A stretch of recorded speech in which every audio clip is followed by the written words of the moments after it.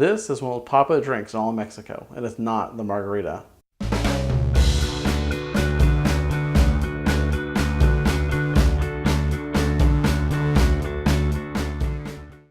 I'm Brian Johnson, and in this episode about our cocktails at home, I'm going to be making the Paloma. This is a tall cocktail. It's similar to a margarita, and it happens to be one of the most popular drinks in all of Mexico. So to start with, I generally use like a Collins style glass, tall glass, about 10 to 12 ounces. Because we create the cocktail in the glass we're going to be serving it in and drinking it from. So we're building it in the glass we're going to be drinking from. That's why it's called a built cocktail. Now, this cocktail does have a tequila base. And I'm using Zapopan here. This is I think it's a good quality bottle for the price. I like it. So we're going to 2 ounces of tequila.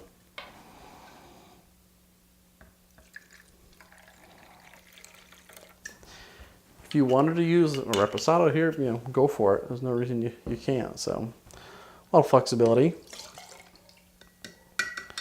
Add that in. Now for the citrus, we're going to do ½ ounce of lime juice. And I like to double strain here. I'll just do it directly into my jigger just to catch any bits. We're going to do ½ ounce of lime juice.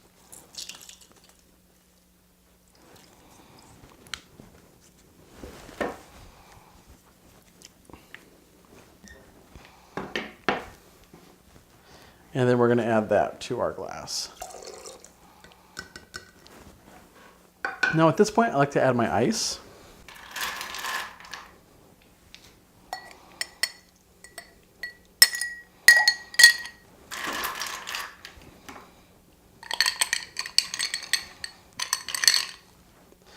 And then I also, you can salt the rim on this cocktail. I actually prefer to take a nice, good sized pinch of salt and actually put it over the ice.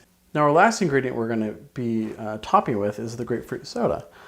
Now I'm using Pellegrino here, and I think it's a really nice, got a good grapefruit flavor to it.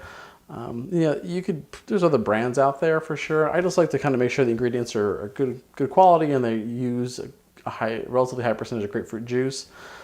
It's not too artificial and fake. And generally you kind of just want to top with the grapefruit soda. And then when I add my straw, I usually kind of, at that point, give it a bit of a stir just to chill it a little bit and incorporate the ingredients. If you want to garnish it with lime, go for it. A wedge or a wheel if you'd like to. I often don't. I think it tastes really great as is.